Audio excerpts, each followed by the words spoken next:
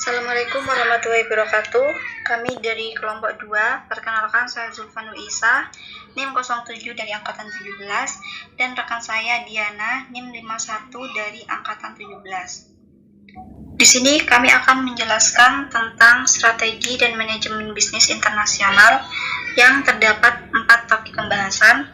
Yang pertama ada strategi kompetitif global, yang kedua ada model perencanaan strategi global, yang ketiga ada segmentasi dan posisi pasar global, yang keempat ada keputusan bauran pemasaran global.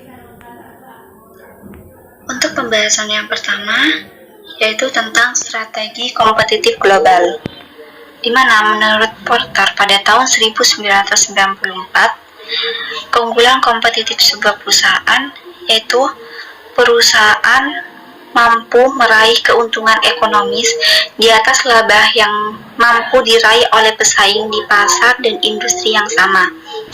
Jadi, sebuah perusahaan yang memiliki keunggulan kompetitif ini biasanya memiliki kemampuan dalam memahami perubahan struktur ataupun dalam memilih strategi pemasaran yang efektif. Dan menurut Porter, terdapat 5 strategi kompetitif dalam sebuah perusahaan. Yang pertama itu ada strategi kepemimpinan biaya, di mana strategi ini perusahaan meminimalisir sebuah biaya produksi sehingga biaya produksi pesaing itu lebih tinggi daripada biaya produksi yang dikeluarkan oleh perusahaan. Yang kedua itu ada diferensiasi strategi, atau strategi ini tuh mengembangkan cara-cara untuk membedakan produk ataupun layanan dari para pesaing. Jadi ada sebuah pembeda antara produk perusahaan dengan pesaing. Yang kedua itu ada inovasi strategi. Di strategi ini tuh perusahaan selalu menemukan cara baru dalam melakukan bisnis. Yang keempat itu ada strategi pertumbuhan, di mana strategi pertumbuhan ini perusahaan memperluas kapasitas atau mengembangkan sebuah perusahaan tersebut dalam rangka meningkatkan pangsa pasar.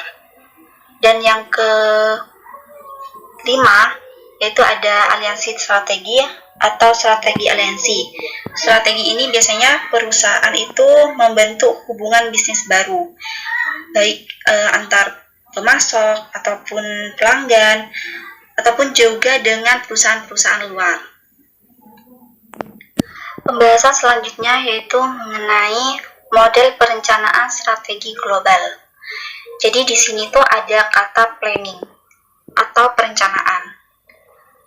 Kita sudah sering mendengar kata planning, dan itu berhubungan dengan memanage kondisi saat ini untuk periode selanjutnya. Jadi untuk pengertian dari perencanaan strategi itu merupakan sebuah manajemen yang digunakan untuk memanage atau mengelola kondisi saat ini untuk kondisi yang akan datang. Sehingga perencanaan strategi ini dapat mencapai tujuan dari perusahaan bisa dalam bekerja untuk 5 atau 10 tahun yang akan datang. Ini menurut Kerzner pada tahun 2001. Dan untuk strateginya itu ada 3 strategi. Yang pertama itu ada strategi analisis atau analisis strategi. Ini merupakan strategi yang digunakan oleh perusahaan yang terkait dengan pengamatan terhadap lingkungan organisasi atau lingkungan perusahaan, baik itu lingkungan dari luar perusahaan maupun dari dalam perusahaan. Biasanya kalau lingkungan dari luar perusahaan itu kayak politik, ekonomi, sosial, budaya, dan untuk lingkungan di dalam perusahaan itu biasanya kaitannya dengan aktivitas atau sumber daya yang ada di perusahaan, baik itu sumber daya manusianya ataupun aset-aset yang dimiliki oleh perusahaan.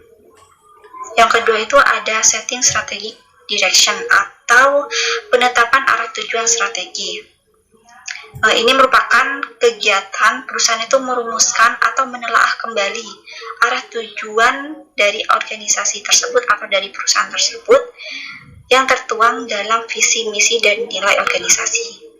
Jadi harus ada kesamaan visi dan misi sehingga akan mendorong tercapainya atau terciptanya suatu kerjasama antar anggota perusahaan, sehingga nantinya akan mencapai tujuan dan sasaran telah ditetapkan atau tujuan dari organisasi tersebut.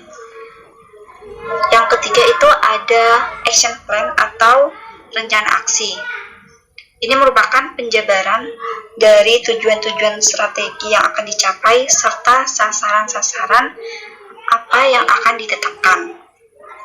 Jadi untuk rencana aksi ini biasanya itu berisi tentang rencana atau program bagi setiap unit atau departemen.